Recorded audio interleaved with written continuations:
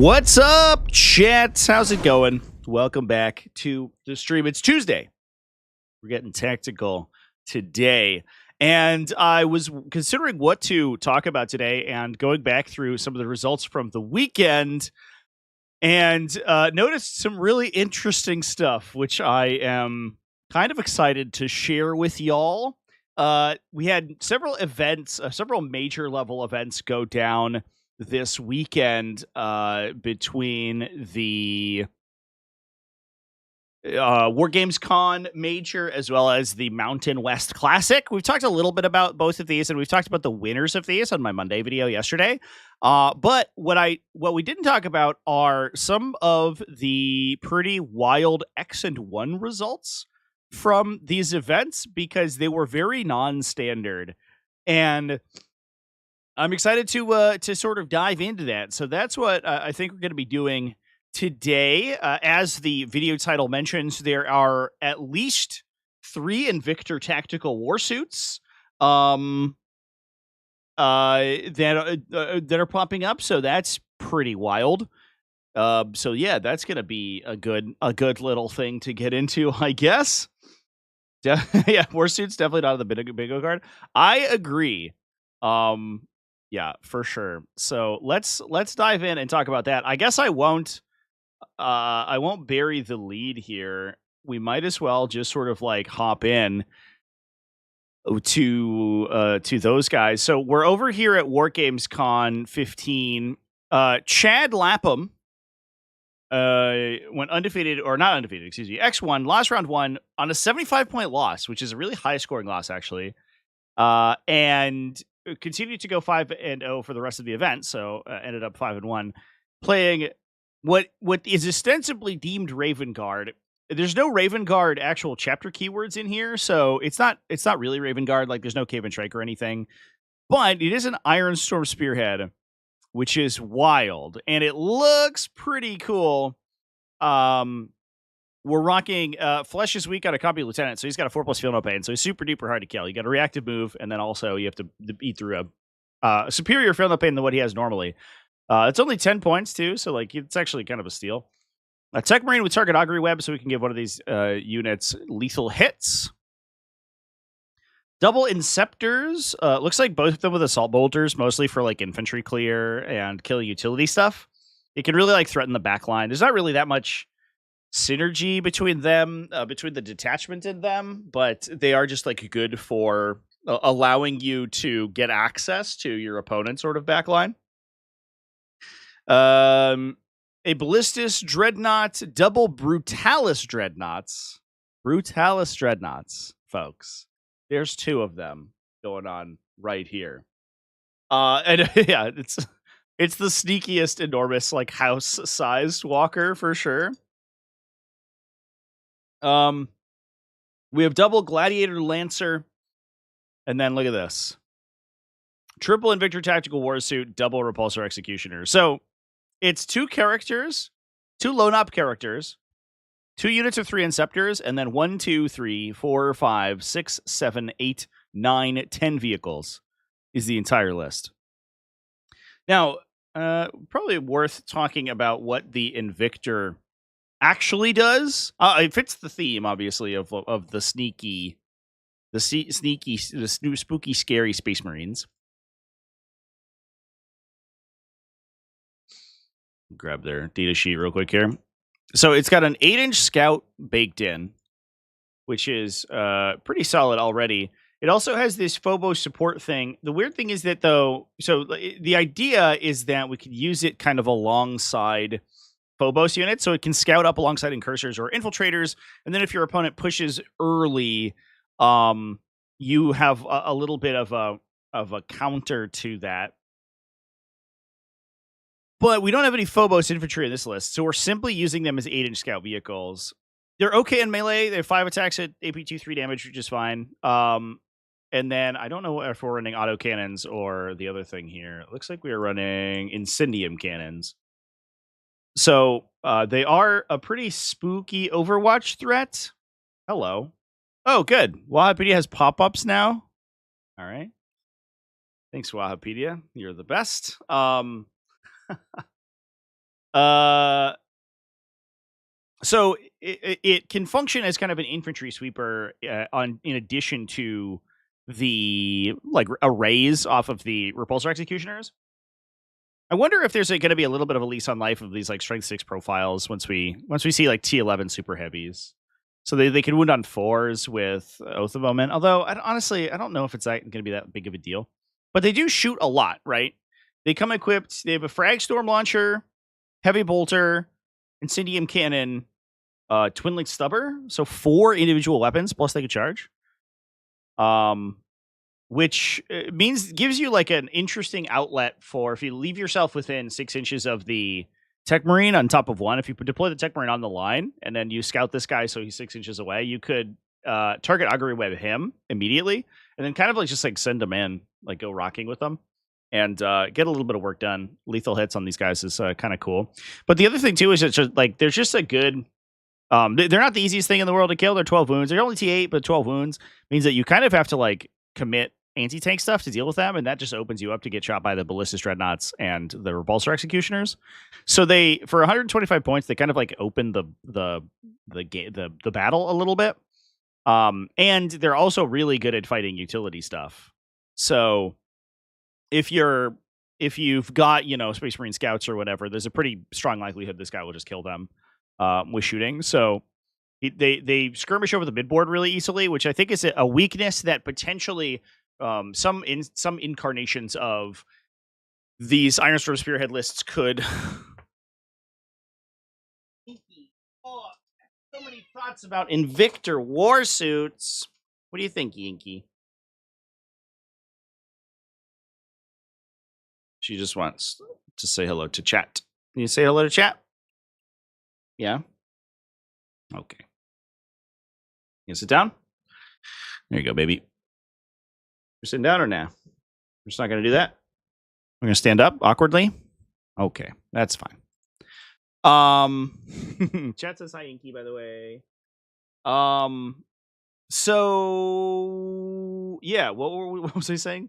I got distracted. So, yeah, one thing that sort of these Ironstorm lists that are focusing on like the big vehicles can run into is that they're a little stodgy, they're a little slow, and sometimes they struggle with clearing like these little 5-mans everywhere. The Invictors can go in and clear out all your forward operators turn 1 if you get the opportunity to go first, and their scouts not infiltrate, so it gives them a little bit more flexibility over like where they're actually deploying. And then they can, in conjunction with the Invictor or the Inceptors, can probably be pretty spooky like backline threats. And realistically too, for 125, the melee profile here is actually not that bad. 5 3 damage melee attacks, strength 14, so it's something. So they're a little bit of a counterpunch as well. So I think like, I don't know, the points value of this unit has gone down, I think, so significantly since the start of the edition that it might be worth taking a peek at. 125 points for a vehicle, an actual vehicle that shoots in melees isn't too bad. The unfortunate part is that like the on table movement is not that good. So once the scouting is done, they're actually really slow, which is a little sad. So you're like, you compare this to like a ball dread that is slower, or that's like the same movement characteristic, but just has like does all its damage at long range and is only a couple more points. It's like the comparison gets really tough, but I don't know. The scout certainly helps, I guess. If you go second, I feel like you don't get that much value out of these things, but I'm not sure about that 100%. It's +2 compared to the other dreadnoughts. Yeah, the melee profile. Yeah, that is funny. I wonder why that is. It has fingers. I wonder if they like assume they. Well, it used to be really high strength in 9th edition. It was it literally just had a dreadnought CCW, and it has the same like hand as a Redemptor dreadnought. They also have fingies. I don't know. But it had like a D3 +3 damage weapon, I believe, which was wild. And it was always weird. It was a little weird that this thing hit as hard as it did. It's funny that it's continued to be that good. But it used to be just like turn 1, you would just get into your opponent's like face. You would like scout them, move. They would move 10 or 12 or whatever, and then they would just like jump in and like jump your opponent. little bit harder to do now. Not impossible though. Might be able to pick some stuff up on turn 1. But I think like a big thing too is that like you can just open these things up, like scout up the middle of the table, and then they're like expensive utility units. Like 125 for utility units, a lot. It's not unheard of, but it is a lot. But again, it's not a unit that your opponent like can just answer trivially, because like it's still 12 wounds with a 3+ save, like a toughness characteristic it's not high, but it's not easy to kill. So it's not like when you have 5 scouts or whatever and your opponent's going to kill them trivially. They have to commit something important, and then if you set up in a position where suddenly you're getting hit by 2 repulsor executioners on the crackback, then you're just trading way down into them. Or 2 gladiator lancers. Jesus, there's fucking so many vehicles in this list.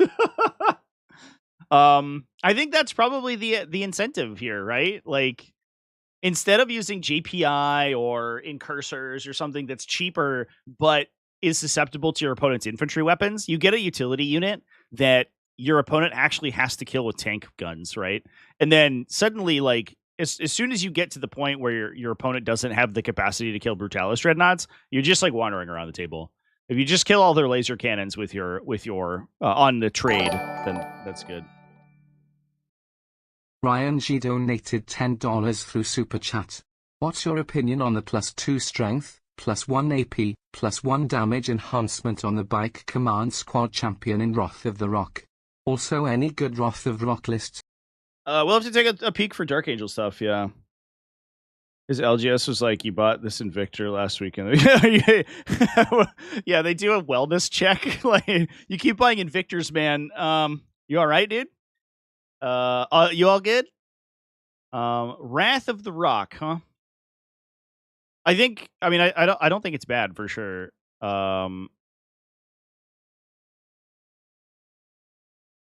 Is there another? I'm totally lost my train of thought here. We gotta go to Dark Angels, and we gotta go to Wrath of the Rock.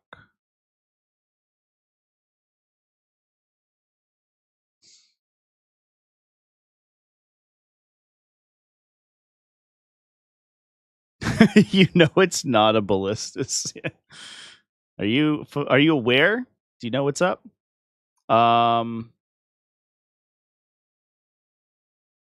Ancient weapon. So the only other option for Ravenwing is reroll advance and charge, which is good. But you can put. Let's take a peek here. It puts the guy to strength 7, AP 3 damage, right? Can you attach them to Outriders? You can, right? Oh, I just went to the wrong unit on my reference here. Oopsies. Ravenwing Command Squad is what we're looking for.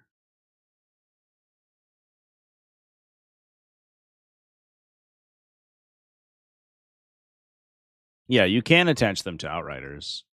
So you can go 6 attacks at 7/3/3. If you charge with Outriders, they could be 8/3/4. I guess they're not anti-monster, anti-vehicle though. I mean, that seems great. I don't know. Getting the whatever buff you get from your attached unit is pretty wild. So I think, and I don't think really like the reroll advancing charges is like that exciting for most of the time. But yeah, I would say that feels like outside of maybe like Marine captains, like Smash captains, that feels like the highest upside place to put it. So yeah, I like that. I like that idea. You can push that profile super hard with the unit attachments.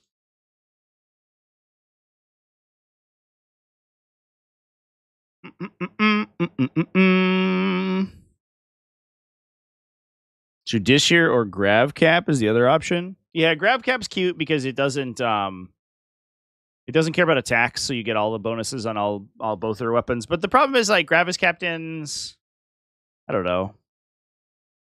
Gravis captains are they're funny. It's hard to like get them into melee. I found the move. The benefit of this is that like you for sure get to use this enhancement. The problem is that Gravis captains take offensive enhancements so well, but so it's very often that they don't actually get to like the opportunity to use them because they're so slow.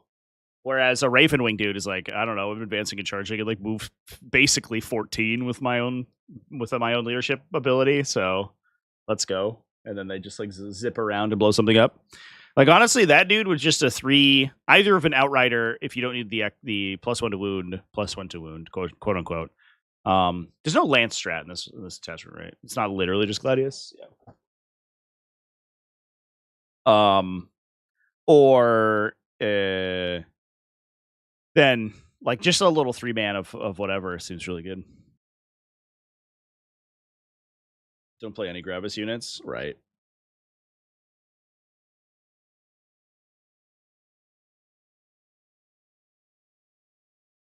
Yeah, the weapons of the or relics of the Dark Age used to be weapons of the Dark Age.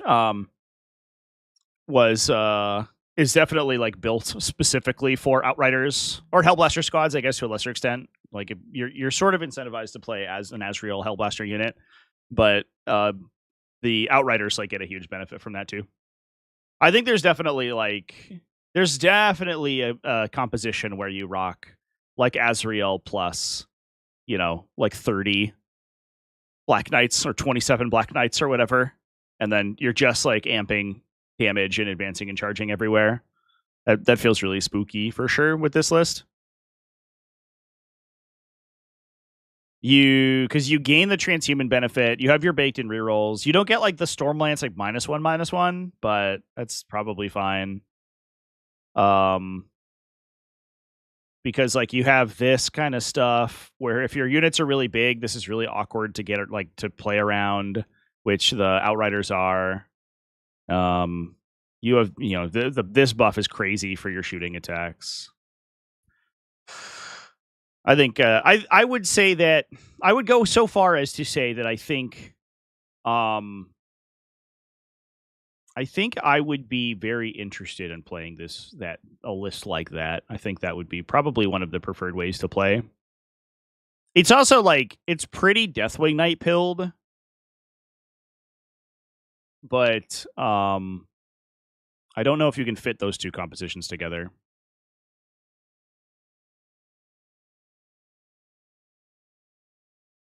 Eradicators are nice with it. Strength 11 into nice. Oh, that is a good call. That's where you might play Gravis Captain. Just get a free Relics of the Dark Age. That is a good call. Oh, fair enough. Gotta try New Lion. Yeah, I like the idea of New Lion. And New Lion's like one of my favorite versions of like characters to play, but like, I don't know.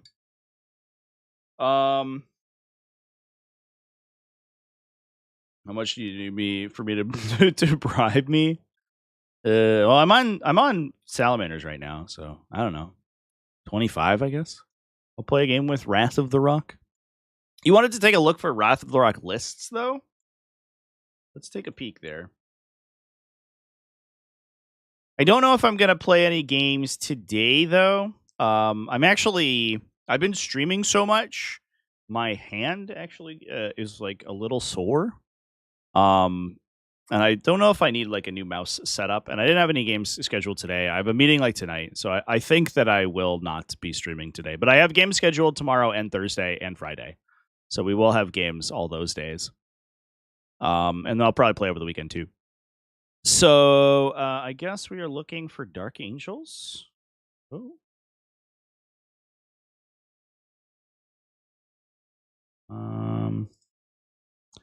There is a 3-3 from Wargames Con. There's a 5-1 from Mountain West, but it's Company of Hunters.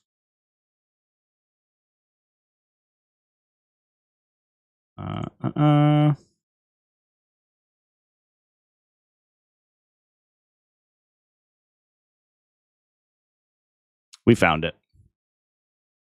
Mountain West actually had a predominance of Dark Angel. So we can talk about that company of hunters because it went X1. Here's a Wrath of the Rock from Jeremy Nakano, went 4-2 at Mountain West Classic GT, rocking Azrael, Terminator Chaplain with ancient weapons. So he's got the plus strength and EP. That's actually great for the Chaplain like profile because it puts him to strength 8. So he's wounding T4 on 2s, and then it bumps his AP. Because the Chaplain, we talked about it yesterday. But the Chaplain AP is like fucking horrible, right? That guy sucks. And then so plus 1 AP on that guy is kind of a big deal, and 3 damage is awesome. And then combo weapon Lieutenant Lionel Johnson. We have an Intercessor squad, Centurion Dev squad with laser beams ×2. That's interesting. So they will get the benefit of the -1 to be wounded like above their toughness, and they're already kind of tough to kill, right? They're T7, I want to say. So T7, and when you point anti-tank weapons at them, they're -1 to be wounded. So like you point a las cannon at them, if they're in cover, they save on 4s. If they are AOC'd, they save on 3s. And you wound them on 4s.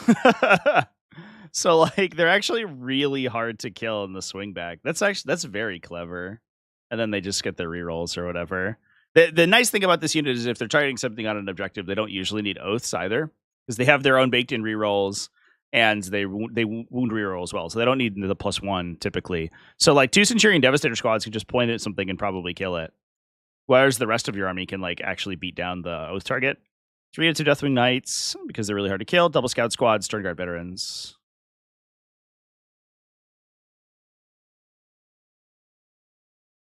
So Azrael is attaching to the Stern Guard, I guess, not Inner Circle. Interesting. Kind of nice. Gets rerolls when they target stuff. I guess that's pretty good for him too.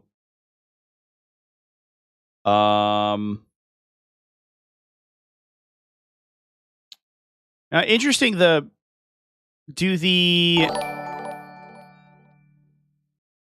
Ryan G donated Heyo, Ryan, what's up, $25 dude? through Super Chat. A tortoise can be considered a mobile rock. Feel its wrath. 30 bikes it is. One stipulation. The lion and Orbalio must be in that list. Can't wait for the rapid ingress lion to prevent doom. Thank you so much for the super chat, buddy. 30 bikes. Is it 30 bikes or 3 units of bikes, right? Because 3 units with 3 command squads is 27. I could also include an Outrider squad in there too. But just to clarify. It feels much better than the terrible Wrath of the Lion detachment or Lion's Blade or whatever. And choose? What I mean, like, I just like the technicality of it, right? If you take 3 units of 6 bikes with 3 units of command squads, that's 27 bikes. So is the stipulation 3 max units of bikes, or is the stipulation 30 bikes?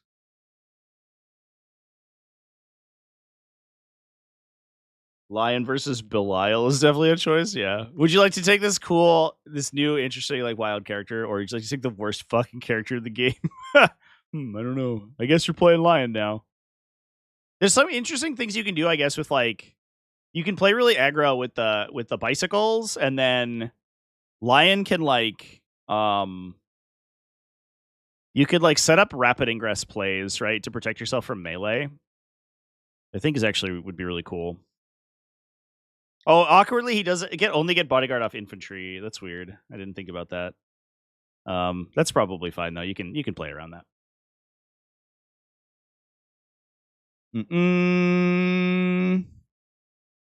3 Outriders with Samuel. Oh, that's true. Yeah, the Samuel Outrider unit's actually probably goated. Yeah.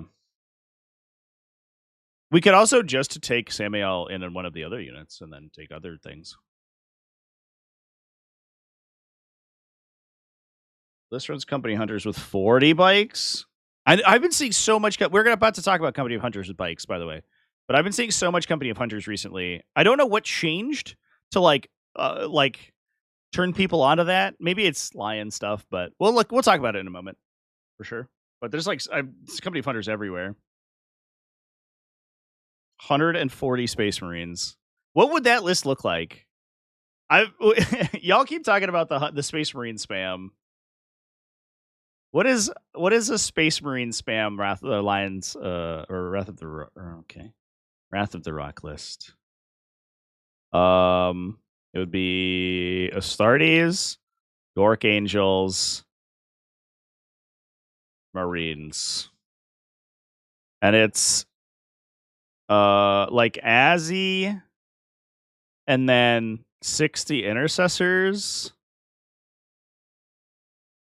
It's not like spamming scouts or something, is it? That's not interesting. Intercessors are in the battle line. There's 10 of them. And then like tacticals? Is it tacticals? 1, 2, 3, 4, 5, 6. Yeah. So that's 120. And then you get like a scout squad or something. An assault intercessor squad. I think the only cheaper Marine bodies you can get is scouts, right? We could cut like Azzy for a cheaper character, but the CP seems good. I don't know what this list does, chat.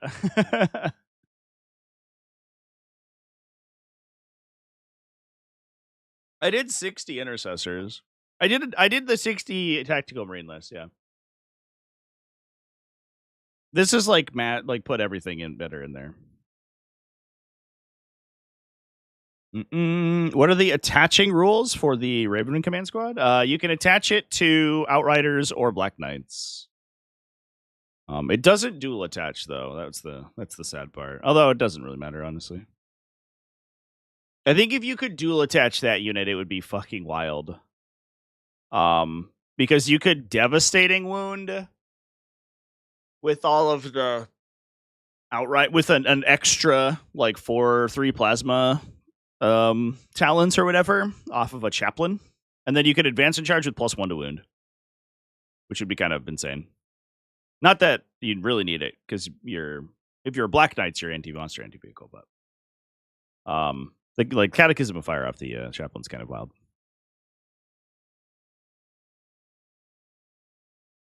Can the Apothecary revive ATVs? If you place them in an Outrider squad, I believe they can. I don't think there's any rules against that. Yeah. Oh no, excuse me. Nope. It says excluding Invader ATVs. The answer is explicitly no, you cannot do that. Womp womp. Usually you just like eat all the damage on the banner dude, and then because he is an invuln save, and then you just revive him constantly because he's non-character. And he's got like the base 4 wounds. That's usually like the game plan with these guys. It's a good unit though. Unironically, you're super strong.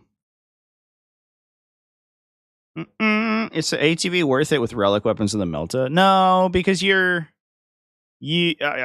wouldn't pay for a CP to buff a single model, right? If I'm paying a CP to buff a unit, I'm buffing a huge unit of dudes. Like I'm shooting at least like 10 weapons at you, essentially. So I wouldn't be that interested in doing that. They kept that over from 9th edition. People did it all the time. Yeah, that was crazy in 9th edition. Just you took 3 Invader ATVs. They would like you blow them up with people. Anyway, that seems fun. Yeah, I'll build that list this week, and I'll probably play it this weekend. I think is the deal. Is what I'll likely do, unless I play it like Friday or something, because I have a game scheduled, but it's not until late, and so I might end up just playing 2 games on Friday. So that might be when we actually play this list. This list seems sweet. I like the idea of the Centurion Devastators alongside the Deathwing Knights. So we're basically presenting a front line over here of like super high toughness, super high resilience infantry that can fade a lot of your infantry sweeping, right? And then even your anti-tank stuff is like awkward into them because the Deathwing Knights have -1 damage and an invuln save, and the Centurion Devastators are super high toughness, so you're probably wounding them on 4s. That seems pretty cool. Oh yeah, the interesting thing is the Terminator Chaplain. Because if the Deathwing Knights... 1 unit is taking power weapons. Okay, cool, I see. So the Deathwing Knights like naturally have an anti-vehicle profile, so you don't need the if you take the maces, your anti-monster, anti-vehicle, AP2 2 damage. If you take the power weapon, they go to strength 6 and +1 attack, but they lose the anti-monster, anti-vehicle. But strength 6 with +1 to wound is wounding most targets on 4s anyway. So the Terminator Chaplain goes in that unit, and then just makes them strictly better. That's a good place for him to be. And then he's also hitting pretty hard too, especially with +1 to wound. With his special thing, his special bonus. Also, like the Sergeant has 6 strength 7 melee attacks. Jesus Christ. Calm down. That's a lot. That's very spooky. The one good Terminator profile in the game. We found it. If I really wanted to, I could take Belial. Oh man, that's tempting. I do love Belial so much. He is my favorite character in Warhammer 40,000 to play. And it's great. Everything's great. All right, I want to keep talking about Dark Angels, but I want to talk about these newfangled Company of Hunters lists. You kids and your newfangled Company of Hunters, shake my fist at the sky. Let's take a quick peek at so this is James Walsh, by the way, went X1 at Mountain West Classic. Take a moment to discuss our Company of Hunters friends over here. Boop. So this was the Ravenwing detachment that came out with a supplement that everyone kind of like forgot about for a second. And then I think is it 23 World Championships? Olivier Weiss was like, hey guys, I think this is just like strictly superior Ironstorm Spearhead. And everyone was like, no, you silly goober. And then he played it and everyone was like, oh, actually, this detachment's goated. I remember that very distinctly. He played a non-mounted variety, which is wild, and just use the strats basically. So your Outriders gain battle line. The mounted units are eligible to advance in charge. I believe was a new addition. Previously, it only affected your shooting, but then they gave you shoot and declare a charge when you advance or fall back, which is huge. Stormless Task Force with extra steps, basically. And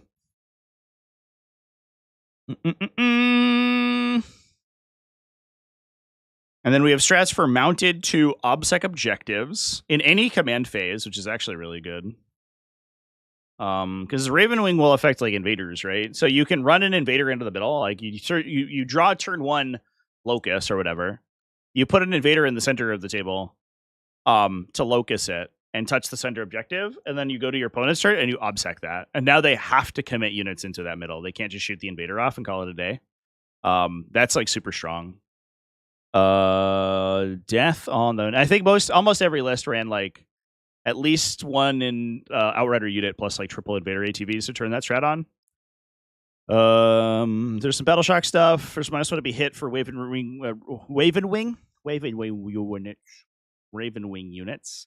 +1 to wound against infantry or mounted characters from Ravenwing. God damn it. And then an up-down for Ravenwing, which also affects your invader ATVs, which is huge. So like the amount of utility you get from those is crazy. So yeah, I mean, super duper maneuverable and lots of objective control, which is super cool. Also, this 9-inch scout is wild. There's also there's a Master of Maneuver is an early strategic reserve, so you can I don't know, Dark Angel jail people, whatever you call it, lion jail people, by dropping 9-inch scout outrider units or Blackwing Knight unit plus a master maneuver strategic reserve Blackwing Knight unit with rapid ingress. Crazy. That's a lot of push for sure.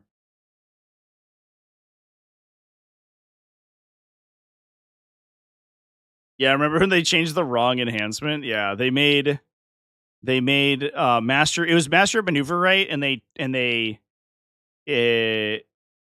I think it was like mounted strategist gave you this ability, and master of maneuver gave you advance and charge, and then they gave that to the detachment and changed to the wrong enhancement, and so one of the enhancements just didn't do anything. It just gave you the detachment roll back. And you're like, but I already have the detachment roll, and they're like, shut up.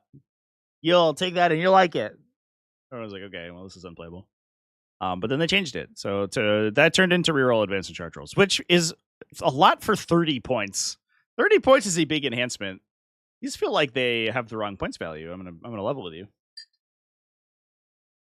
Reroll advance and charge is good. Don't get me wrong, but for a unit that will be advancing, shooting, and charging, but 30 points good. I don't know. Just pay a CP. You have Astral. You have a million CP. We got CP for days.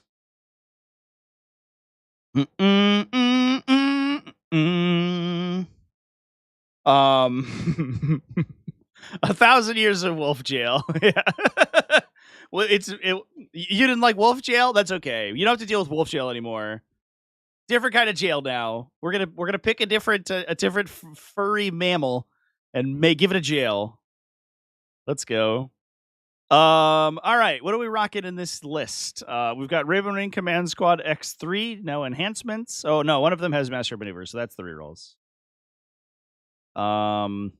Triple Outrider Squad, triple Ballistic Dreadnoughts for some backline shooting. Don't really require Oath too, which is a big deal. And obviously this is Dark Angels, so we don't get bonus wound Oath. We just get reroll Oath. So the Ballistic Dreadnoughts shooting at something will probably just gain their own rerolls. So they're kind of independent and can wander around. And then you can Oath whatever the Black Knights are shooting at. I assume with Black Knights. No Black Knights. Fascinating. Okay. I mean, the other benefit is that the entire army can advance and shoot, right? So at a baseline, it gives you like half of Firestorm Assault Force's detachment ability. You also get fallback and shoot, which is cool.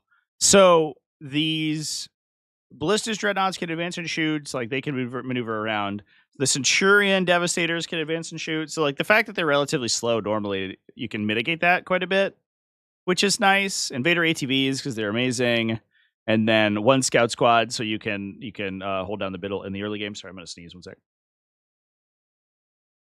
Or not. There it is.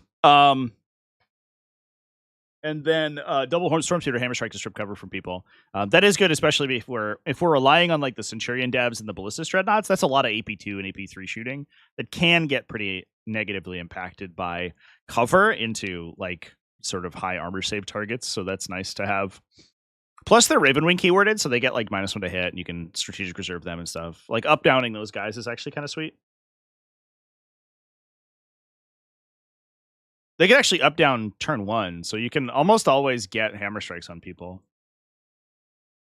But it's interesting that we are focusing entirely on the Outrider squads, so not the Ravenwing Black Knights. And the benefit there is that they grant the Ravenwing command squads the +1 damage on the charge. So the devastating wound weapons go to 2 damage, and the Ravenwing champion goes to 3 damage, strength 6.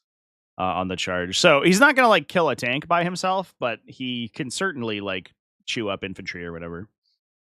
And it also makes them good for trading because they're only 220 points versus the, you're paying for the full brick of 9. You're paying like 300, right? Which is a lot. Exodite jail, Dino jail. Hell yeah. Let's go.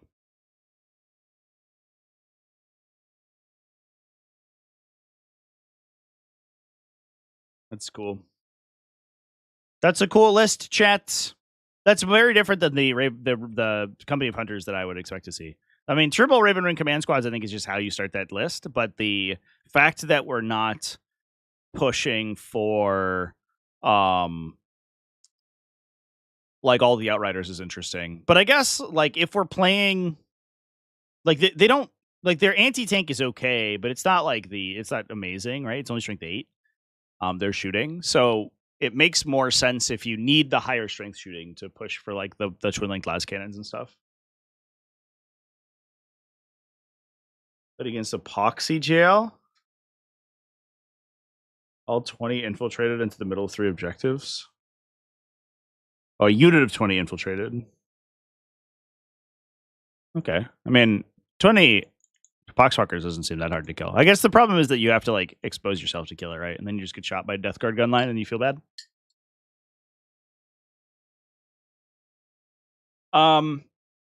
Should we talk about Black Templars, chat? Sounds like, according to people yesterday, Black Templars were kind of a shoe-in to take the event down.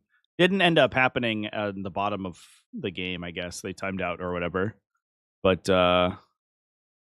it could have helped out.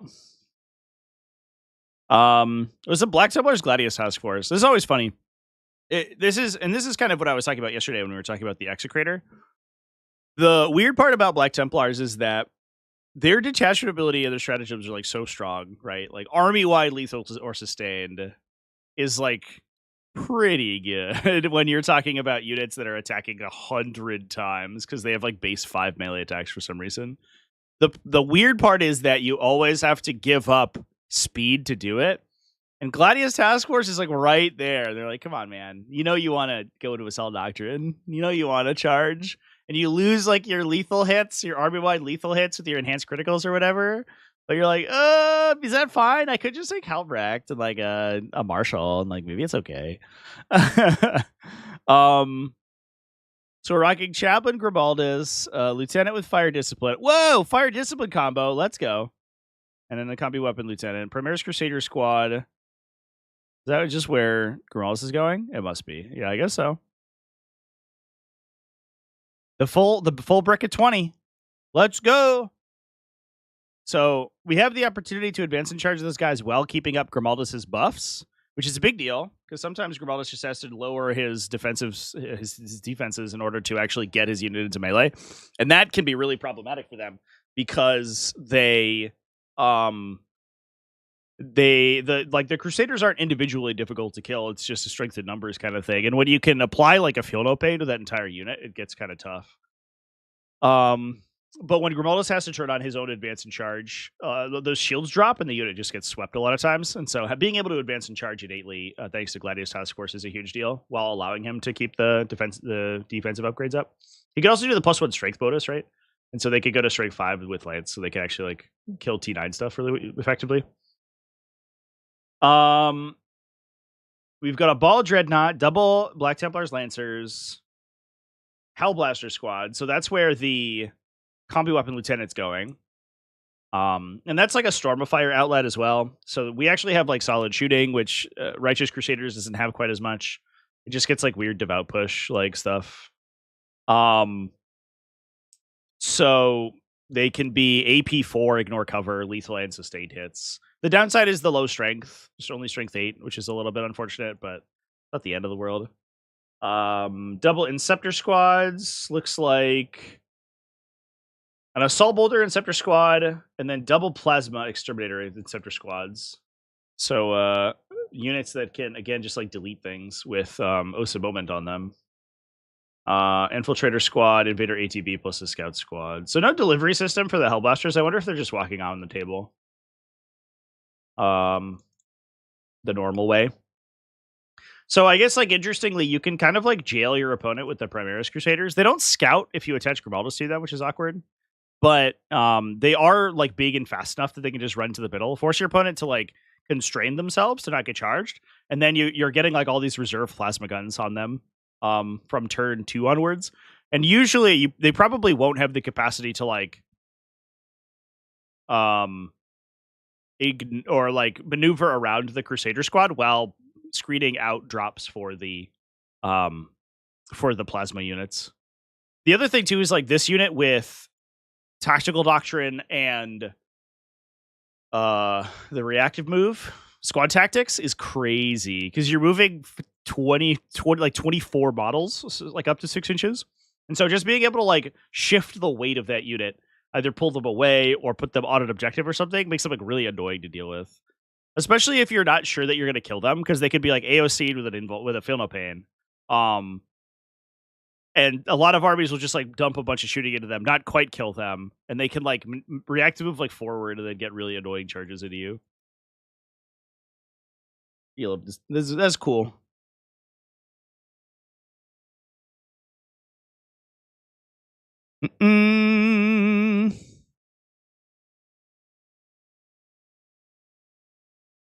Yucky, it's Gladius. I don't know. I do kind of appreciate Gladius because it makes all sorts of compositions viable, which I do kind of like.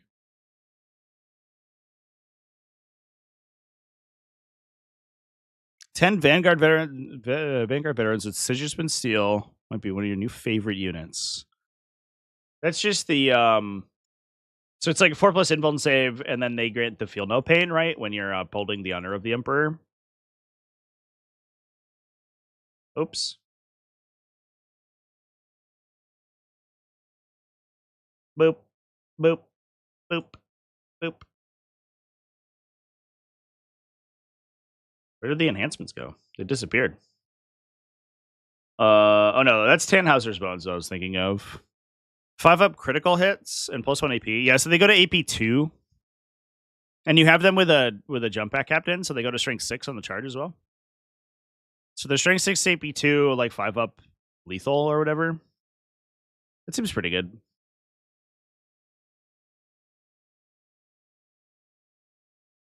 Yeah.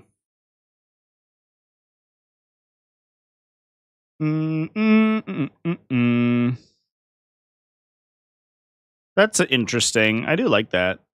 I do like the combo. I mean, there's like Sigismund Seal is so great. It's good on almost anything, right? The other thing too is that it's you're getting sustains from, and I think this is the explicit. My phone fell out of my pocket. I think this is the explicit intention of the enhancement, is that you're getting sustains from the detachment ability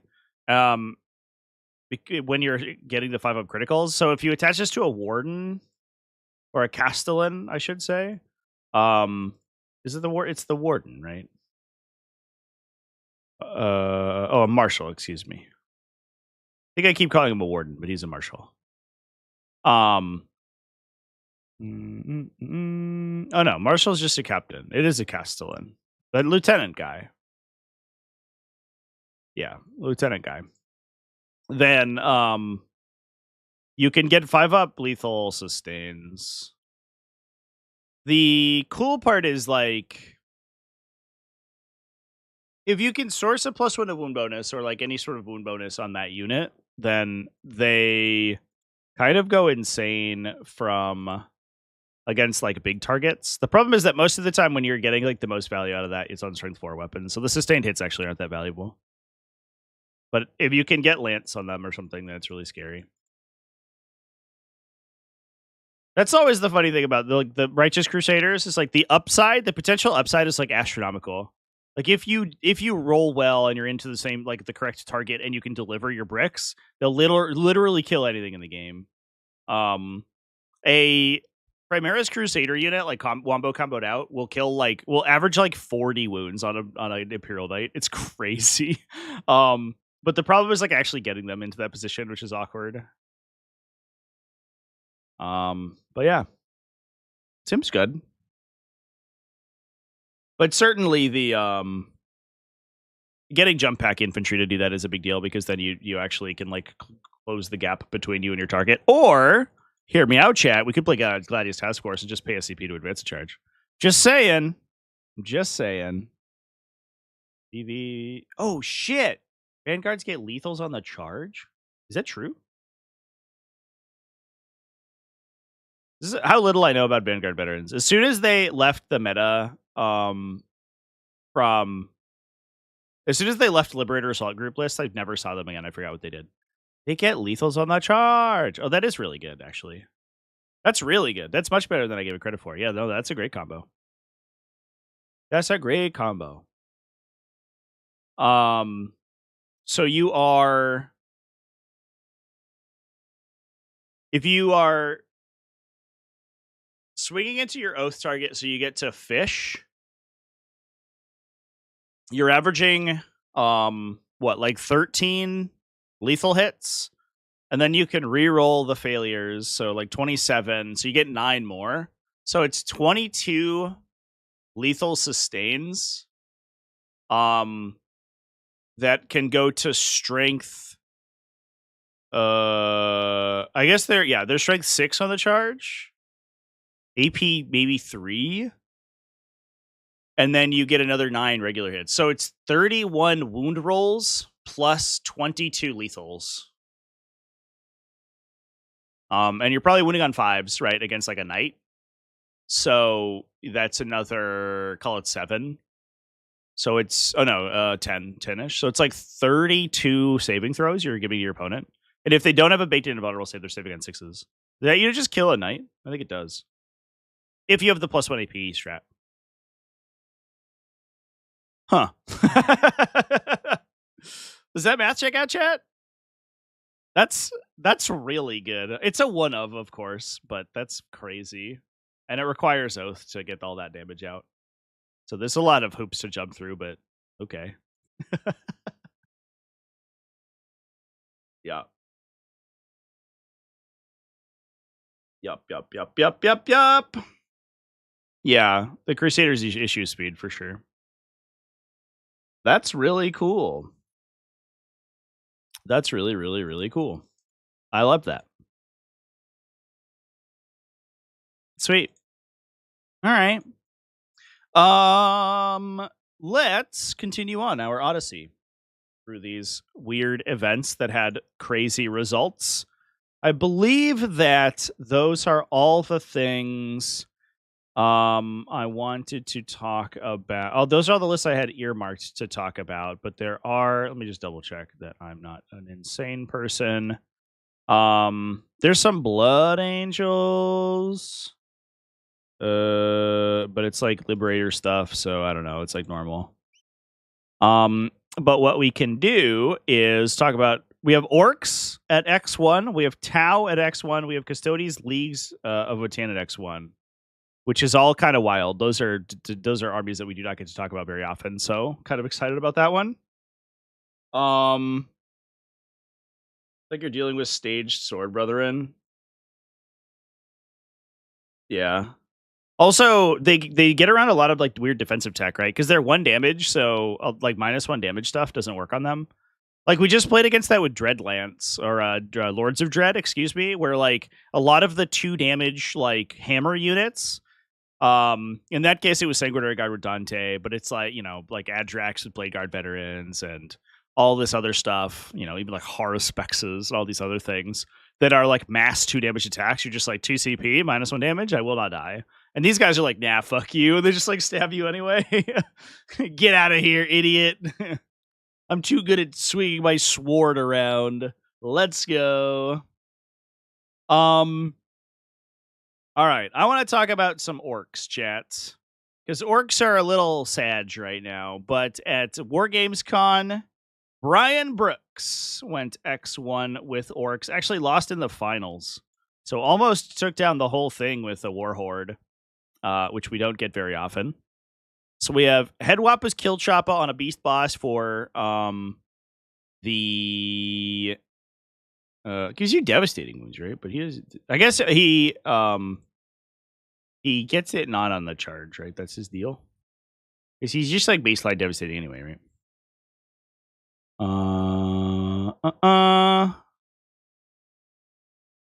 Warhorde.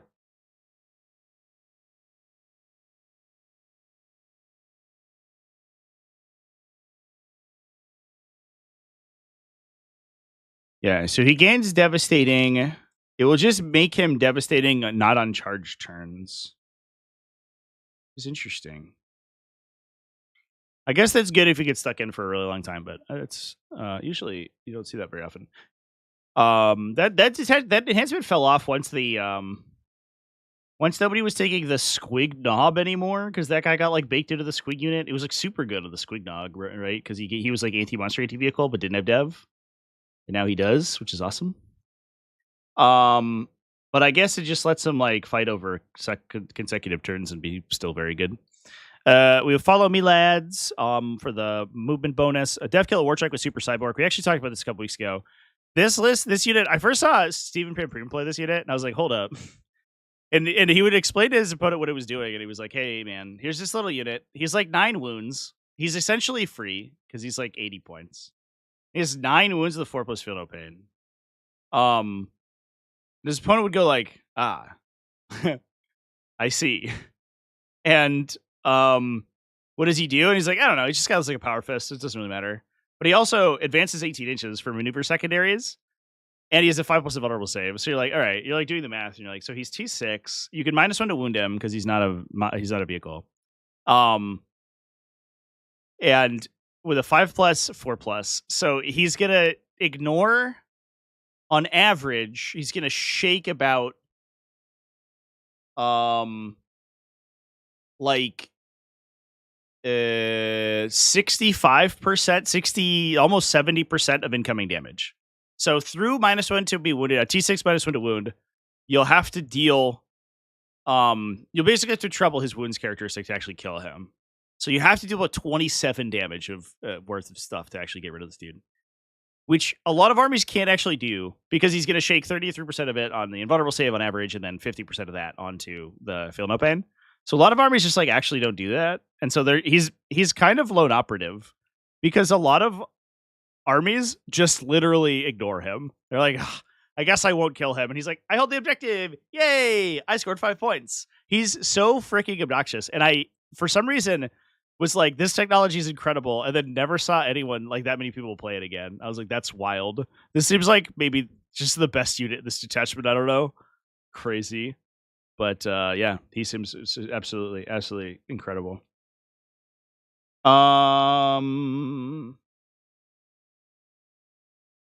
How did Subway Nid's game against Knights go? Oh yeah, unplayable. I think you just dodged that matchup. But I mean, that's true of most armies in the game. I think you just dodged the Knights matchup. It's like untenable. But in fairness, nobody. I think all that stuff is too new. It's weird that like the meta is shifting so wildly right now because like we got Subterranean Assault Nids. That was fairly recent, and I don't know if they've really like had the chance to percolate through people, and then immediately got this Knights upgrade that I think just like instantaneously invalidated the Subterranean Assault builds, which sucks super hard. Because I think you're like, if you're playing Tyranids, you might just cry and go home, because I don't know if you can deal with like 5 big Knights. I think you just can't do it. But like, if you were to be able to do it, it would be like an invasion fleet list or something. Or like some sort of like surprise assault pilled Vanguard onslaught. And I don't know if Subterranean has like the presence to be able to do it. You just get like run over too quickly. But I don't know. We'll see.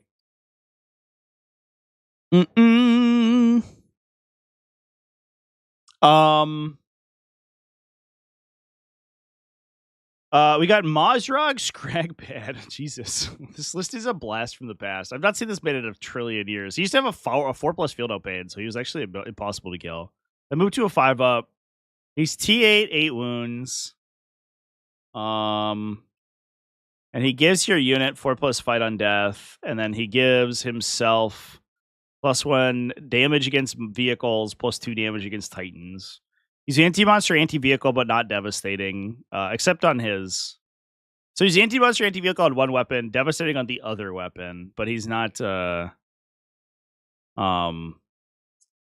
He doesn't have both of them together. I think that used to be the incorrect, right? He used to be devastating and then gain the anti-monster, anti-vehicle or whatever, and so he was actually like super hardcore. But he doesn't do that anymore. But he does do a trillion damage if he can connect. The problem is this AP1 right here. He's 165. He's like kind of fast, I guess. Move 10. Are we playing him with squigs? Yes. Big Squig Hog Boy unit. The Squig Hog Boys, do they grant him anything? No, just ignore movement characteristic modifiers. Yeah, whatever.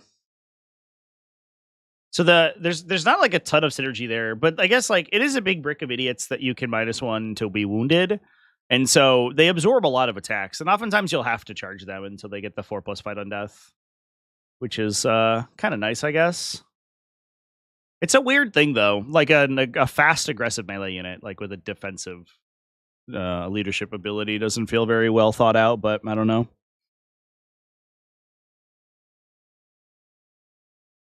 Playing Subway Nids tested the matchup twice. Yeah, you just go home. Yeah, it feels so bad. I was like, even the ways that you can combo out to kill knights, like you could blitz a knight down in a turn, maybe 2, but I think that the ways you have to do it are so like contortionist that you just lose in every other way, and even then you have to play so aggressively that like knights are so good at killing Tyrannid profiles that you just like you lose half your army, and I don't think you can replicate the situation. I think you lose like you use like screamer killers and like melee warriors that like wound on 4s, and suddenly if you like Neurolictor combo out and like screamer killer the target, you can actually get like your units to trade efficiently into knights. But the problem is that the screamer killer combo is so expensive that you end up actually just trading down, because you will lose all your infantry to shooting and then all of your monsters to melee on the crackback. So you probably have to give up like 500 points for each knight that you kill, which is just like it's not an arithmetic that will come out in your favor. It's just bad, man. It's I don't know. I don't think the Tyranids are playable in the matchup that knights are super strong, but it might be that there's like invasion fleet lists you can play.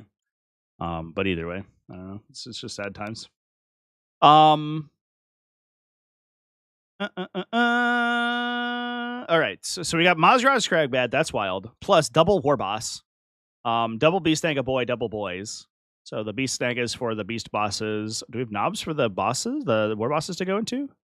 Nope, they're just going into boys squads. Let's go. Trucks to carry them around in, double Gretchen, double kill rig. So we have trucks for the boys, kill rigs for the beast snagga boys, squig hog boys, storm boys, a war biker unit. What the fuck? Wait, is the super cyborg Def Kill War Trike actually attaching to someone? That's wild. That's crazy. Cool. I don't know. That's really cool. Because he gives them auto like flat 6 advances. So on go turn, they are super fast when you wog.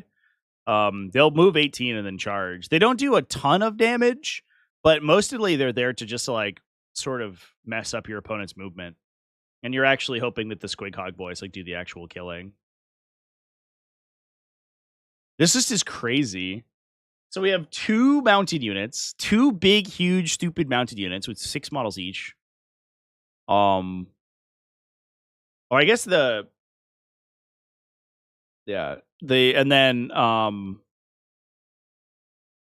then 2 mounted characters for them as well, and then we're backing that up with 2 kill rigs.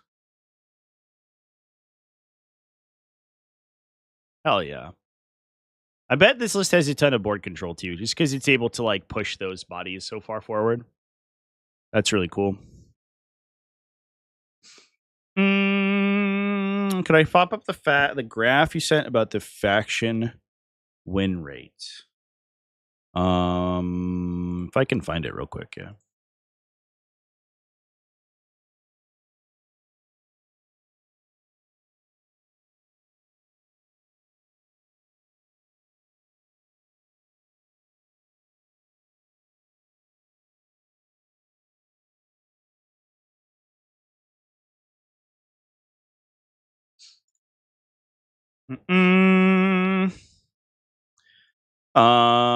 Let's see.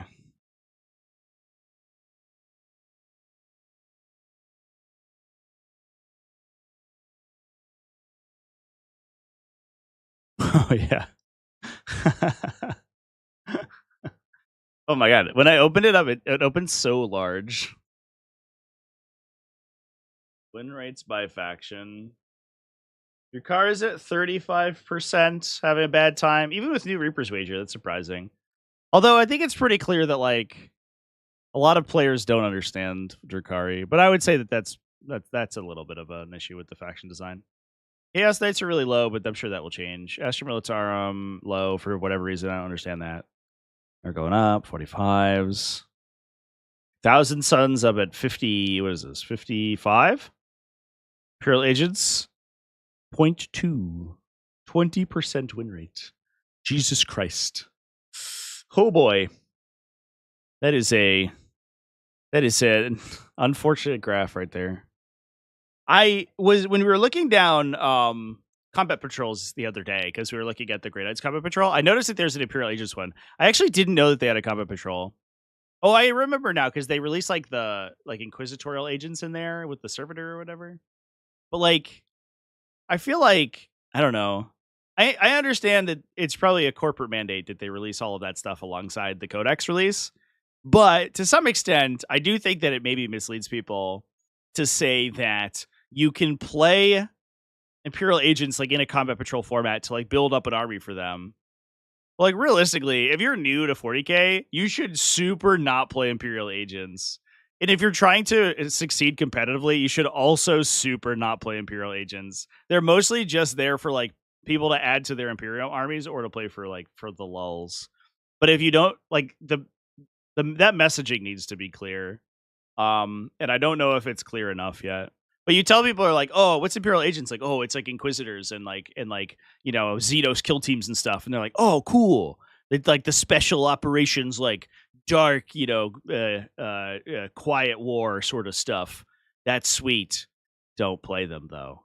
They're not a real faction. They're composed of units from different factions. Play anything else. Yeah. I don't know.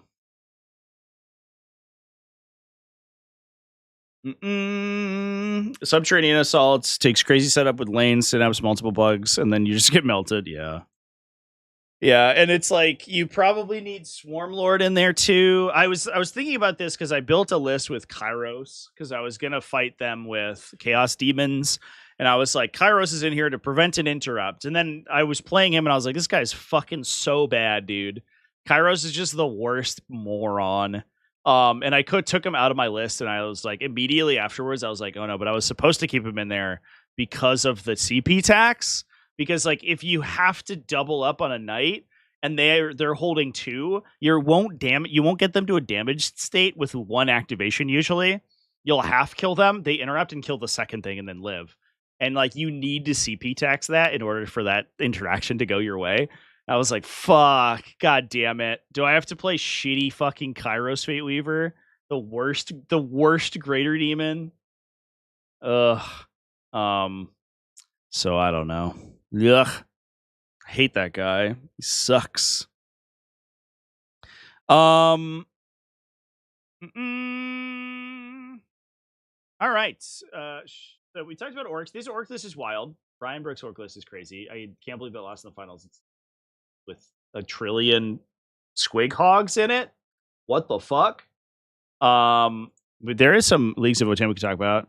Votann having swung back up in win rate. Yeah, they've been like I don't know really what happened to push them back up to the top, but so many people are really bully on Leagues of Votann right now, and I don't know what the change was. Like, not a lot of people really care that much about the change to like their transport stuff. It's a quality of life change, right? But it doesn't like sort of fundamentally change the faction. But I think people just realize that like they have been discounted to the point that their units are really like super efficient. And so they just beat you with efficiency, right? Like they're better at scoring than you are. They're better at providing transports than you are. Their damage is like random because they have really low baseline stats. But as soon as they start stacking judgment tokens, they'll spike up to the point where Sagitaurs are killing your units. And that's just like good enough over the course of an entire game that they're going to be doing pretty well, which is interesting.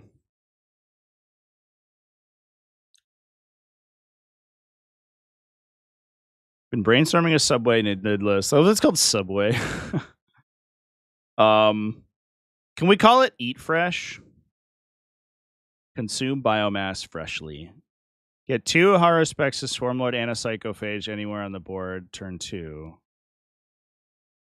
Yeah, that's like normal stuff, right? That's just like what the detachment does.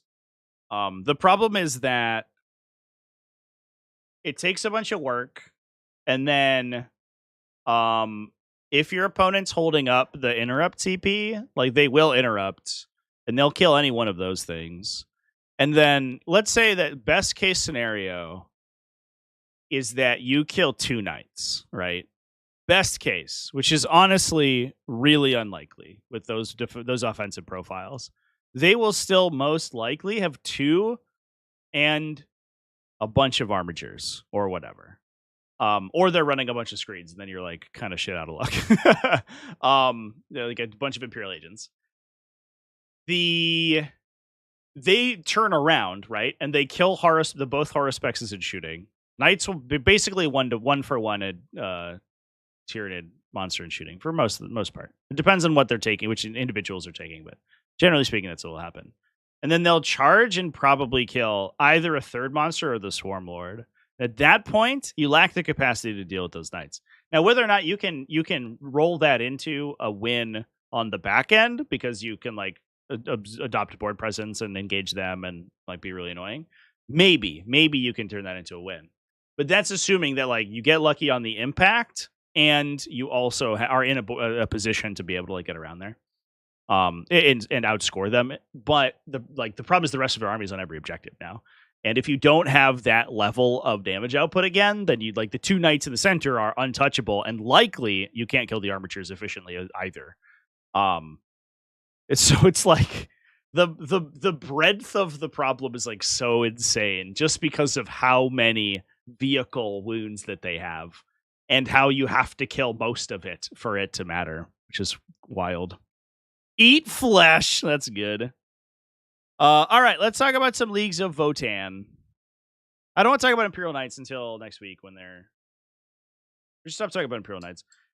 Next week when they're legal and they start to see some play, we'll see what the effect of the metagame. I think I'm curious to see whether we see a lot of Imperial Knight wins.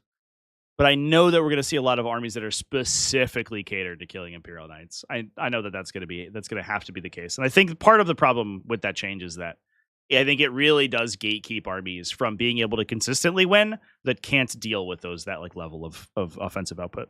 But we'll see. All right. So we've got a Brokir Iron Master, Grim Deminor, and here champion with a Praising Glare. Double Hearthkin Warriors. Woo! 5 Sagittars? Okay. All of them with beam cannons. Chthonian Berserks times 3. Hecaton Land Fortress. So it's 20 Chthonian Berserks. We have 2 for the Sagittars. So that means that we have 3 Sagittars for Hearthkin Warriors, and then 1 Hearthkin Warrior to go on the home objective to obsec it. Brokir Thunderkin unit. This is so many units. It's like wild. Brokir Thunderkin unit for the Iron Master to hang out with, and then they'll just strategic reserve in and Graviton blast people. And then Hecaton Land Fortress with the 10 Chthonian Berserks in it as well. Plus 6 Hernkin Pioneers. Okay, and a Hernkin Eater squad. So we cut from most of the list. Will run triple Hernkin Pioneers and either 12 or 15 usually. This one cuts down to 6.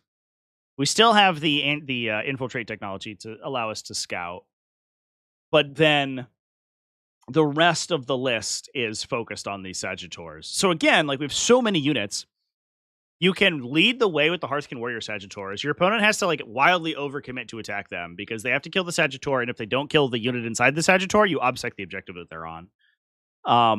So they need ways to kill both the Sagittar and the units embarked, and that just gives them judgment tokens, and then lets you follow up with the second unit, like wave of Sagittars, with the Berserks in them. And then you also get to like on top of that, while they're dealing with that, you have this unit coming around the side. This unit's like so many wounds, it is very hard to kill, and you can repair them with the Brokir Iron Master. So they're sort of difficult to interact with profitably. especially for their points value, because the unit's only like 220 or something, a 245 with the enhancement.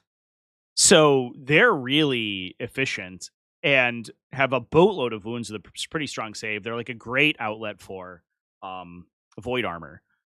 So they like pull a lot of focus from the Sagittars and the Hecaton Land Fortress, and then you just get to sort of absorb the center of the table. It's just like, it's so efficient and it's so many activations, and it uses transport mechanics really well as well. These little fuckers are so obnoxious because they will just as soon as you kill them, killing them is often the worst case for you because you get a judgment token and you disembark 10 objective secured OC on the point that they're standing on, which is like just endlessly annoying.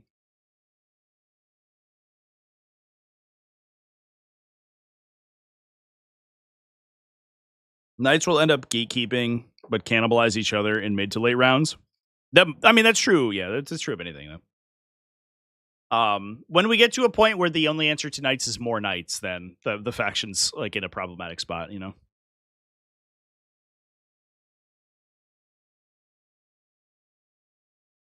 Love the Thunder Can. Hope they get a reason to take anything other than the grab gun at some point. Yeah, for sure. It is annoying that sometimes weapon profiles like just get like overshadow the other ones too, especially in terms of like usefulness.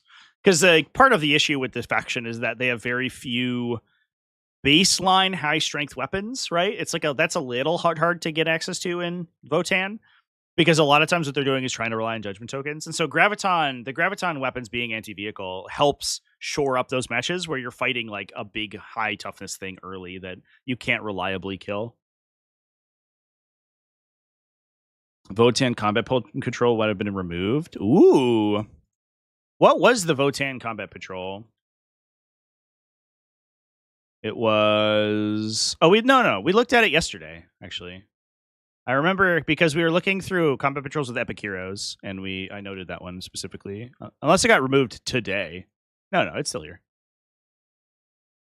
Ta-da! We found it. This is a really good combat patrol. The call is like fringe, but everything else is good. Although, in fairness, I don't think that there's anything in this faction that's not good. Or it is nice that they constructed a faction where with such a limited unit count, but in which every single unit is playable. What's the worst unit in Votann? Is it the call? Like, it might literally just be this guy. Because you might as well take Einhir Champions or whatever. But even then, like, he still sees play. Like, the Grimnir, I guess, is like kind of whatever. But the dude's like 60 points and is a multi-damage weapon. People think he slept on.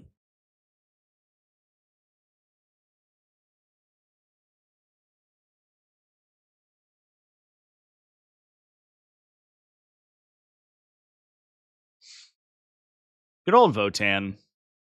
I would like to see their range get expanded on so we can see a little bit more. Like, it's interesting to talk about Votann because, like, the fact that the faction is so limited, it highlights really starkly the like units. When you change a specific unit in and out, sometimes you see people who are like, I've really if you're like this, I apologize, but I've made the list my own. I swapped an Incursor squad for an Intercessor squad, and here's why that's transformative. And you're like, is it, man? I don't know. Like, you have worse backline objective control in exchange for obsec or whatever. Like, see, in exchange for +1 to hit sometimes in a scouting unit. Like, is that what changed the list, dude? And so sometimes you get people who are like that. But Votann, I think, is legitimately like the weight of Sagittars versus Hernkin Pioneers, because the faction's so limited on unit count. You don't have any of those like free swap options. It's really fascinating. It's a fun unit to talk about. It's weird that you can take Jaegers, but the Salvager unit is not. I guess these are just Hearthkin Warriors, right? They decided to make them just Hearthkin Warriors. But then you don't get the jump pack guy. But they gave them the rotary cannon. So I guess if you get this box, you're just supposed to use them as Hearthkin.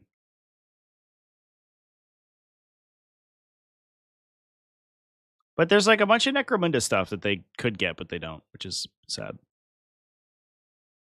Uthar is a worse call, but 20 points. Uthar is underbaked, I think. Yeah, I mean, he might be the worst model. But even so, the worst model dealing free mortal wounds and being really hard to kill is kind of a good place to be in. When Uthar the Destined is your worst datasheet, there are some factions that would kill for that, like that profile, right? Like he's this little fucking moron. With reduce all incoming damage to 1 once per turn, change a hit roll to unmodified 6. So he automatically can inflict devastating damage. That's the worst model of the faction. It's annoying that they didn't give him they just gave him the call ability. That was a mistake. I bet if they gave him like a free strat thing or something, I bet he would actually see play. And you could put him in Hearthkin Warrior or in your Hearthguard and like Rapid Ingress them or something for free. I bet he would see play. But even so, 80 points for this dude who just like automatically inflicts damage when he attacks is like kind of sick.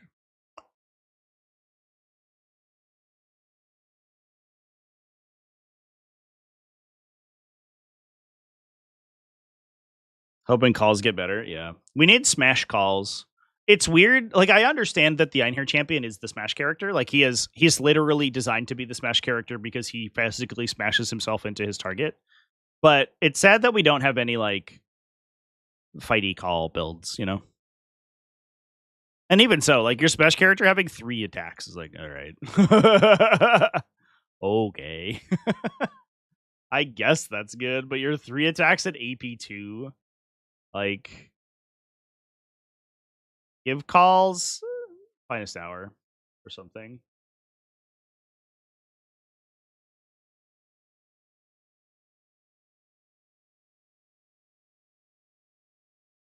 Let Votann grid analyze, they're the same size. Yeah, Votann models are like fun, like silly big. And I wonder if there is like a canonicity to that. That actually always has sent me, because if you look at these models, right? Like, this dude's on a 40 mil base. He is actually the size of a Terminator, right? He's like, this guy's enormous. And to some extent, 40k plays fast and loose with its scales because like it helps render miniatures more. They're more readable on the table. They give you a bigger canvas to do like modeling. In some cases, like it's just unfeasible to like do things as small or as large as they're supposed to be. See every transport vehicle ever made. But to some extent, I wonder if like Votann are actually supposed to be like sort of slightly shorter but broader humans rather than like actual dwarfs, you know, who are like little men. And I bet that they're meant to be like filled out more than humans are, but like if they're like a head shorter or something, rather than being like, you know, actual like dwarf stature as you would expect to see them from like Tolkien. Which makes the scale make a lot more sense. Man, the saturation crank on this model is like wild.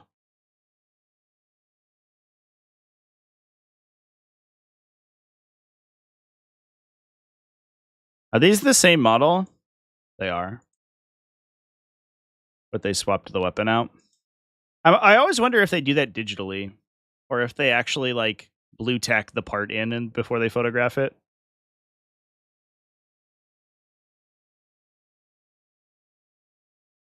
I don't know.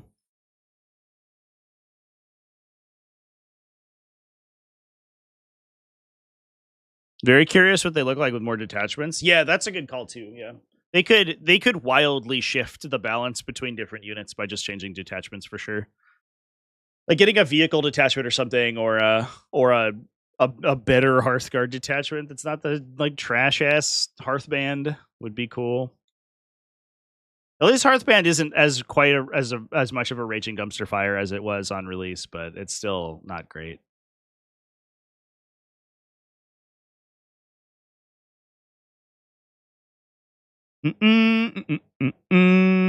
Seeing a lot more E-champs with the axe lately, because 6 attacks will take you further than 3. Yeah, for sure. Especially with judgment tokens and sustains. If you're like trying to get them into a unit that you're going to be using the sustain strat on, like the 6 attacks is almost always better. Plus, I think that we're probably moving to this position, and this might be an interesting meta shift that we see with where did my profile go? This might be an interesting shift that we see. Once look at this unit list; it's so small. Oh, poor baby.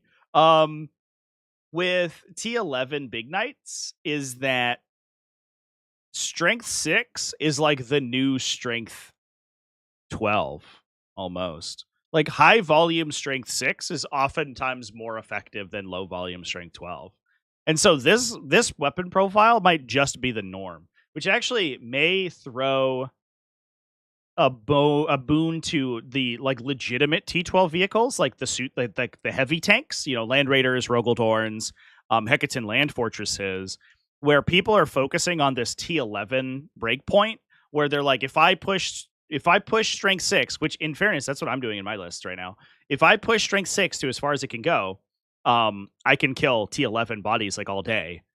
And then these T12, this like T12 Land Raiders, like, what's up, buddy? Are you gonna win me on 6s, bro? And they're like, no, what have I done?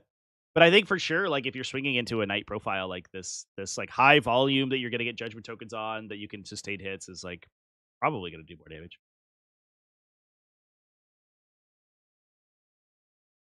Oh shit, the sustain side is just range. Well, that's my bad. I've definitely had somebody use that against me in melee.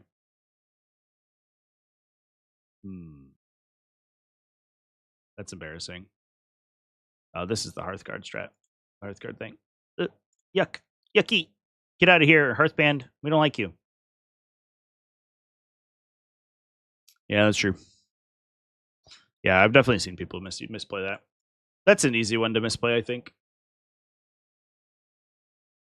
Yeah, they don't have any melee bonuses. Dang. Well, that's a good call out, chat. Important to pay attention to your timing. I just assumed that was every time you were selected to attack. Oh, you can get +1 AP in melee. Oh, okay. Well, that's pretty good then.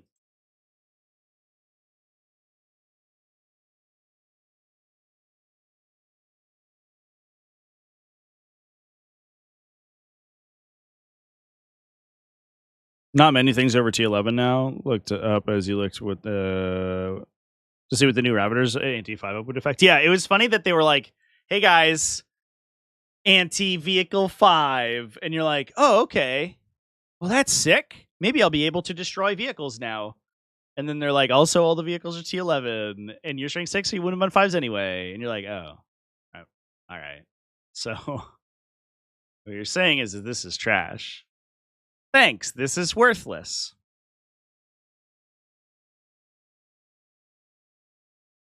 All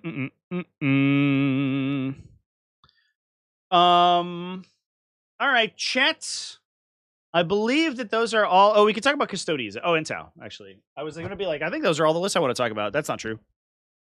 As we're talking about these like weird Xenos, they pay for something you don't use. Yeah. I think that's like legit a problem for them.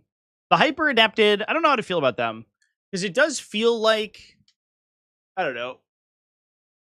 I think that I'm not going to form an opinion on hyper adapted until this night's like this nightmare with the spell to the K is been resolved, because I think it's like skewing things so hard. But I do think that having a unit that is like pretty reasonable to knock down vehicles by themselves is good.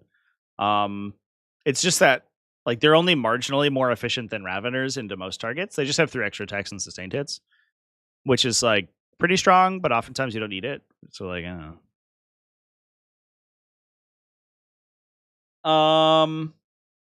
Let's talk about some Mont'ka, chat. So lethal hits, early game lethal hit detachment, boys. Running Dark Strider. Will Davis over here from War Games Con 15. Dark Strider feels like a kind of a windmill slam right now. I'm actually surprised that not a lot of armies have been playing Dark Strider, because he's 60 points. You have to be worried about indirect fire sometimes, but worst case scenario, you can just like run them into the backline or whatever and hang out with them. And he provides you an Omni Scrambler bubble for 60, which is pretty reasonable. He's not lone operative or anything. You could attach him to the Pathfinders. The downside is that you have to like play around keeping him alive, which is really annoying. So like keeping him in your backline to protect your home objectives, like usually the way to go. But it depends on the matchup. You can attach or unattach him like however you want. Double Breacher teams, which are good for the early game push. Double Devilfish so that we can deliver them. Fire Knife Battlesuit team with Missile Pods, plus a Sunforge Battlesuit team. A Ghost Kill Battlesuit, Pathfinder Squad for Dark Strider. Triple Piranhas, triple Skyray Gunship, triple Stealth Suits. Triple Skyray Gunship. So the big benefits, right, is that we have the +1, the AP bonus strat, right? From Mont'ka. Focused Fire is the big one.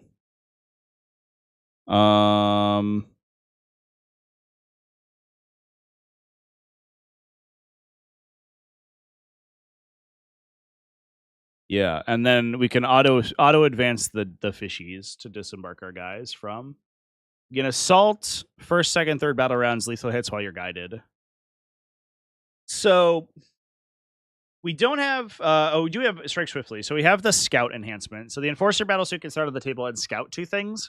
And then you can like push the Breacher team super far forward. So you can scout the Pathfinders, like infiltrate, scout the Pathfinders, push the 2 Breacher teams really far, and then like disembark all of that and shoot your opponent top of 1, which makes it really good to like absorb board presence. And I guess that's probably why, despite the fact that there isn't a huge amount of synergy with like the gunships, you are going to create a lot of table space from them. So they just get to like wander up and shoot. Because if you don't deal with the Devilfish and the breachers in your face, then things are going to go really poorly for you. Plus piranhas as well. So the Alpha Strike is like crazy. I guess you can give them rerolls if they destroy your breachers early, because you can give rerolls against things that kill you, which I guess is pretty reasonable. And then that can trigger lethals too. But it's funny because like lethal hits has the lowest volume on these things, the lowest value on these things. But I guess on the flip side, they also don't really care about the detachment ability that much, so they could just like keep shooting all game. It's not like you are building specifically around the detachment ability for them. And once you get to battle round 4, they lose a lot of their power, like you may end up doing with Kauyon in battle round 1. Where you don't get any access to your detachment ability, but the Skyray gunships just sort of shoot the same all game, so it's like fine. They're almost certainly going to convert their wound roll once they hit, so the lethal hit's like almost irrelevant on them. But just being able to assault and shoot all game is probably strong and good enough.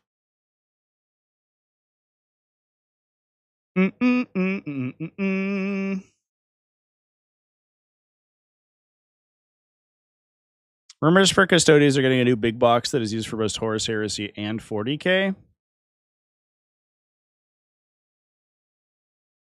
Interesting.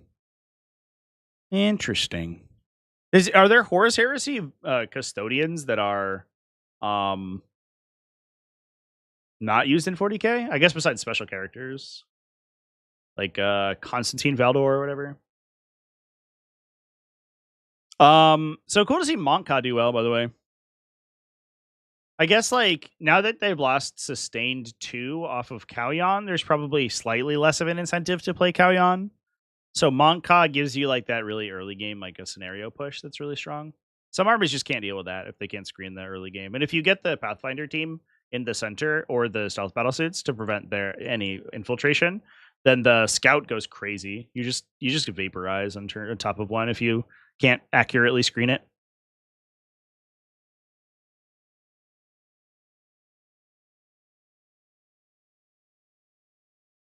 Custodes are the same in Horus Heresy.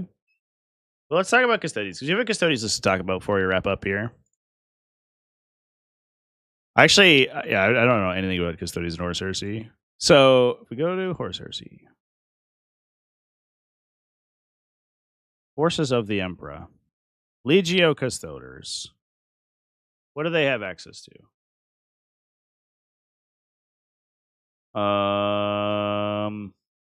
Oh yeah, I guess it's just like mostly the same units. They just have some extra characters. Do they get Dawn Eagle jet bikes? I guess they don't, right? They have a Legio shield captain and Constantine Valdor.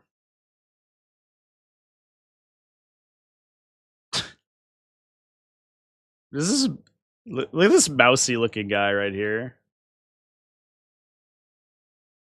Why is his face like that? He looks so silly. I don't know why. I guess it's like this little like top knot thing combined with like the skinniest face imaginable. I guess I'm used to looking at Trajan Valoris, who is a wide boy, and this man has the thinnest face of all humans ever constructed by the Emperor.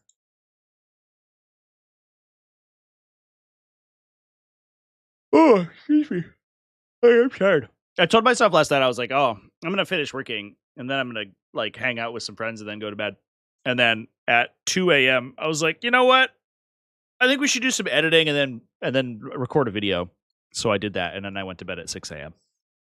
And now I'm tired, and I'm like, why am I so tired? I wonder, Trevi. What could it possibly be? No one as his what? Is the squad captain? Yeah, for sure. What is this thing he has on his shoulder? This like weird animal. Is that a demon? Does that work? I bet there's extensive lore behind that, right? There's an entire novel about how he got the funny head on his shoulder. There's a question: how come we don't see Venatari more often? That's a good question. They definitely fell off. I think they're slowly coming back. We see more and more of them as things are going. Part of it's that like I think individually they don't do enough damage. Because just the 3-man probably doesn't like total anything by itself. You need to like double up on stuff, and then you're just trading down. So you might as well just take the more efficient units that are on the ground. Is probably the answer.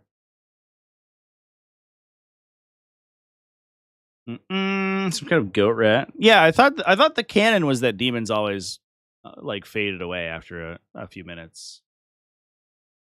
But I don't know what this thing is. It definitely looks demony because he's got like a big long ponytail. Come here, trait. Okay. Well, we nailed it.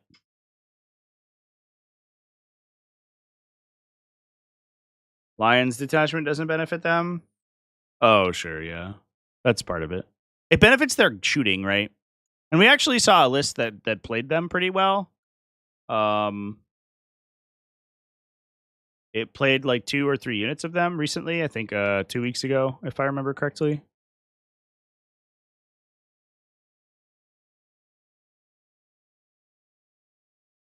It was crazy because they were in every list. There was a 3 or 3 of in every list for the longest time. I was also kind of wondering if you are playing I guess they need more attack volume, but I was like, is there a universe if you're playing Lions where you take the Kinetic Destroyer build? Because then you go to 4 wounds and you actually gain the +1 to wound. The problem is that they lose attacks and damage. Or they have the same number of attacks, but they also lose damage in addition to, so like the upside is like extremely minimal. Which is that like specifically they get sustained hits 1 on their gun. But if they went up 1 or 2 attacks with the melee, with the buckler versus the lance, and they went up like an attack and shooting, I think it would be a legitimate question between the two, and you would probably see them just rocking guns. Also, AP1 sucks. Make them AP2. What the fuck? Nothing should be AP1 in 10th edition. I'll die on that hill. AP1's so dog shit because of the way that cover works. The silly way they've decided to make cover work.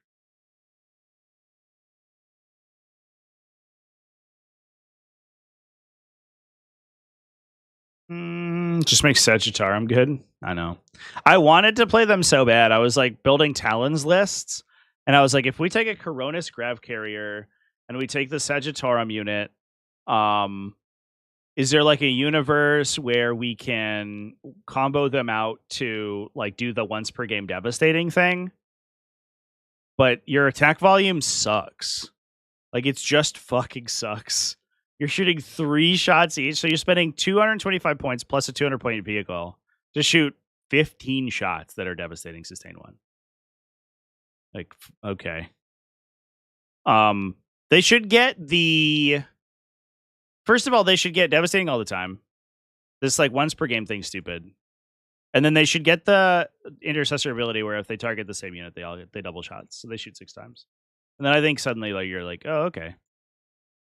For a while you could take, or in 9th edition, you could take them in 3s and they were very good because they were just slightly worse they were just custodian guards that were slightly worse in melee, but could shoot good, which was fine.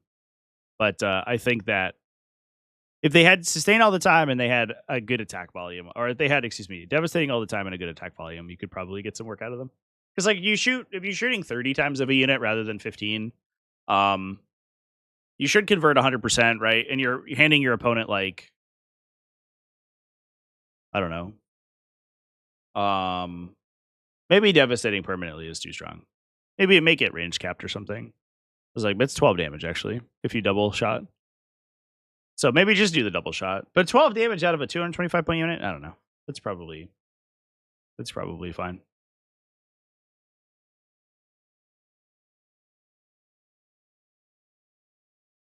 Yeah, I don't know. All right. Let's talk about this Custodes list, and then I think that we are gonna go ahead and hop off. So Derek Holder from Mountain West Classic.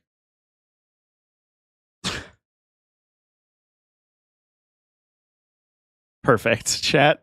That is a timely reference. Such sights to show you, chat. Incredible. On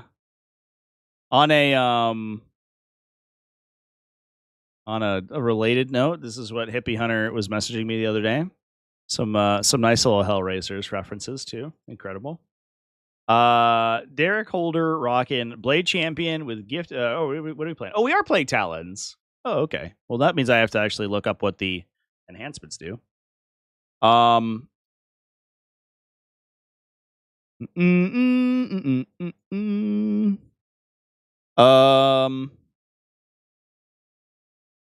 Gift of Terran Artifice is +1 to wound in melee on a Blade Champion. Another one is Aegis Protector, which is first time a saving throw has failed for the Bears unit, 0 it out. Last one is Valerian for the -1 AP in melee. We have a Custodian Guard Squad, double Caladius Grav Tank, triple Wardens. Fuck, holy shit. Okay. Prosecutors, double Witch Seekers, Kyria Draxus. So it's Wardens for all of the characters, which is a good place for Valerian to go because he also is buffing your defensive technology. They all get reactive moves. And then you can give them +1 to wound for 2 CP if you have the command points to burn, which can get around the fact that their damage output's slightly lower than it is for Custodian Guard. And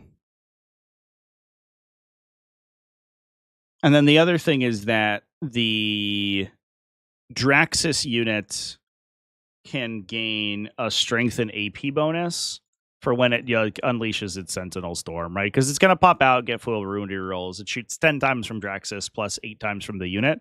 You can push all of those attacks up to strength 5 with full wound rolls and then double shoot it, which is pretty good in Talons. There's no way to ignore cover, I don't think, which is a little bit sad, but you're forcing so many saves on most infantry that it's like fine. And most of your attacks go to AP2 anyway. It's just Kyrias that stay at like AP1 that get impacted by cover.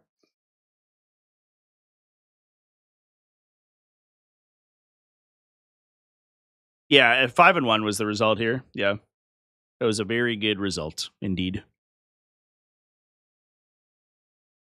Nice to see it though. I think Talents of the Emperor are wildly underplayed. The having a reactive move on these big units is like super annoying. until you play against it, you're like, just like, oh shit. It's hard to.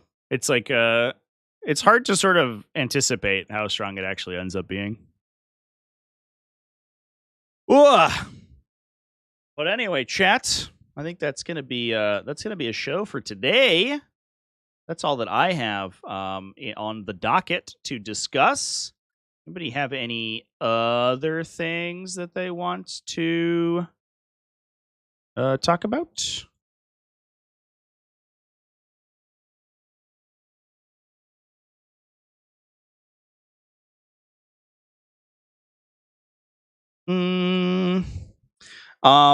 So I do have a game scheduled tomorrow over on Twitch.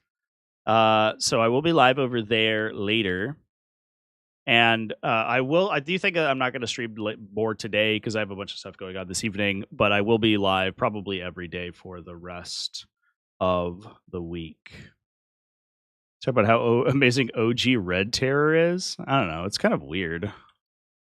I never liked Red Terror because it was definitely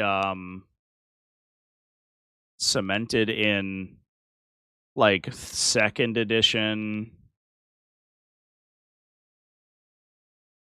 40k energy.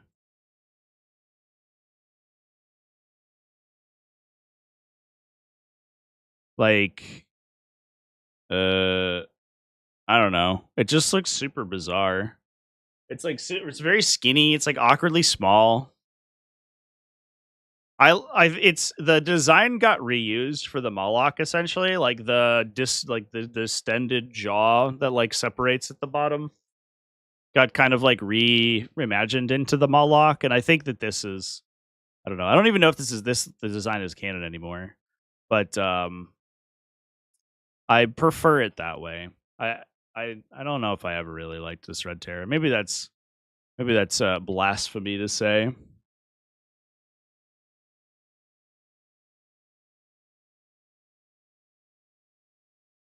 It got written out of continuity. Yeah. That's that makes sense. That tracks for sure.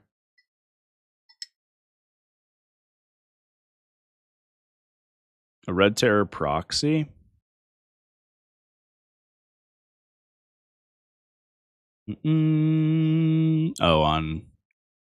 Oh, that's cool.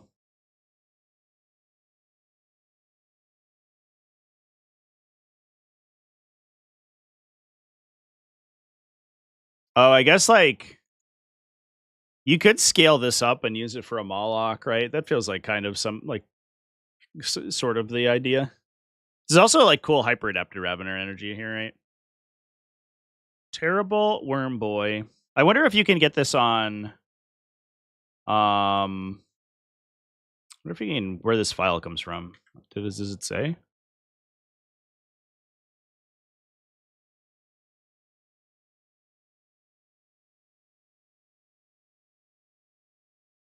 Nope.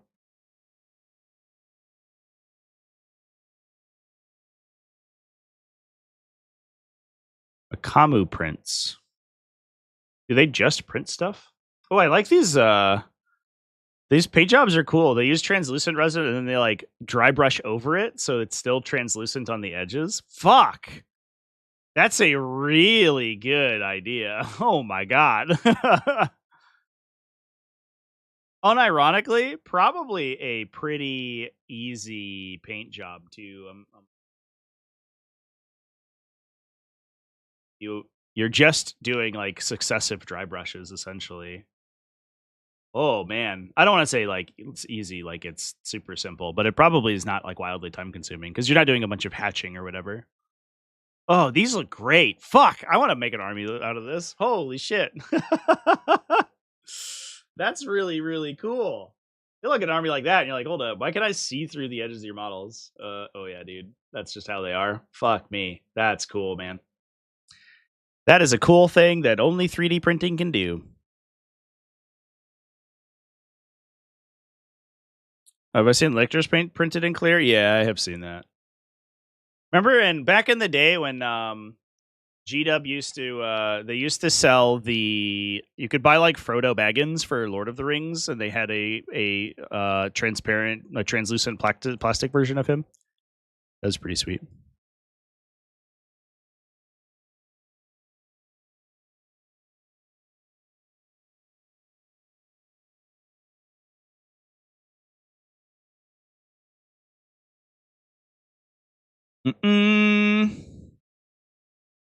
Anyway, chat, I think I'm going to go ahead and hop out with that. Good old Red Terror energy right there. I appreciate that. That's a cool miniature.